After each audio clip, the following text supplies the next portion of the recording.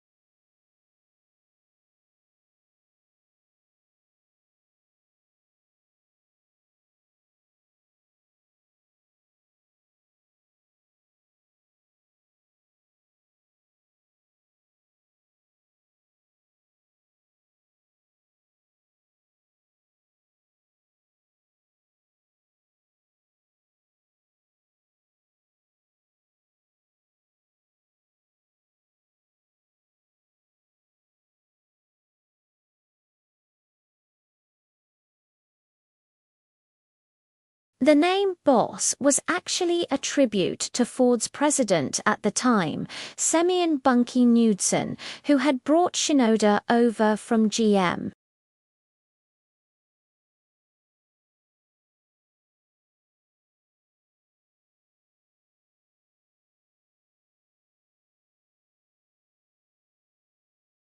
It was designed to handle corners just as well as it handled the straights. It was agile, responsive, and an absolute joy to drive. It was a true driver's car, a race car for the road that proved the Mustang could do more than just go fast in a straight line. Now, if the Boss 302 was a scalpel designed for the twists and turns of road racing, then the Boss 429 was a sledgehammer.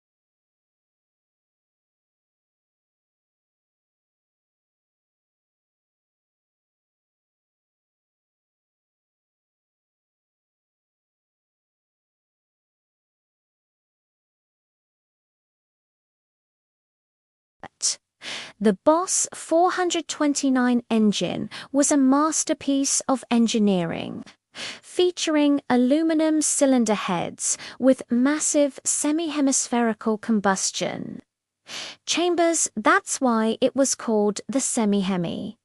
On paper, Ford conservatively rated it at 375 horsepower, but the reality was that with a few tweaks, this engine could easily push out over 500, maybe even 600 horsepower. It was a detuned race engine. Externally, the car was surprisingly subtle. It had a functional hood scoop, Boss 429 fender decals, and that was about it. It was the ultimate sleeper. You could pull up next to one at a stoplight and have no idea you were about to be obliterated by a NASCAR engine in a street car. The Boss 429 is often called the Holy Grail of Mustangs, and for good reason.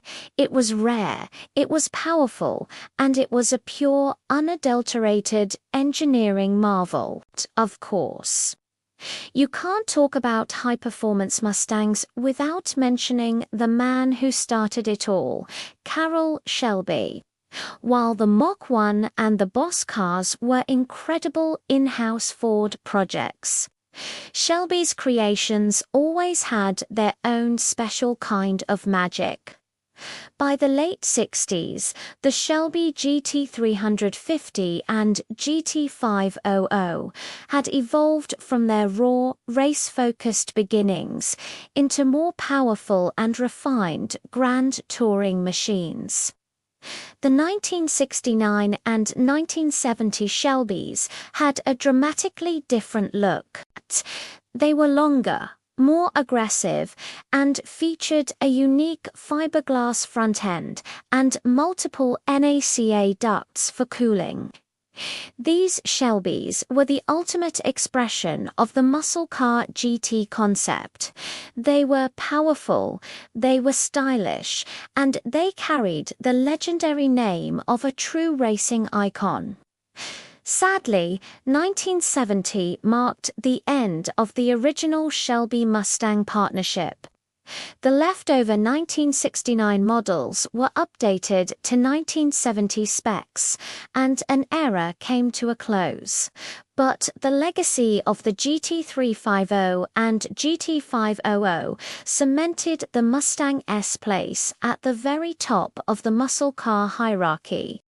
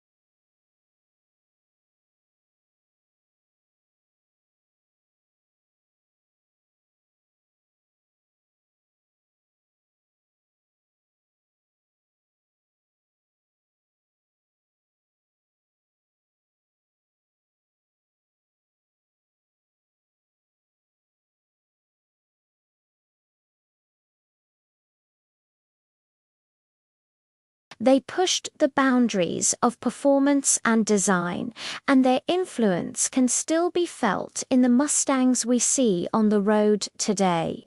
They are a testament to a golden age of American automotive history, a time of big engines, big power, and even bigger dreams. Thanks for joining us on this journey back to the muscle era.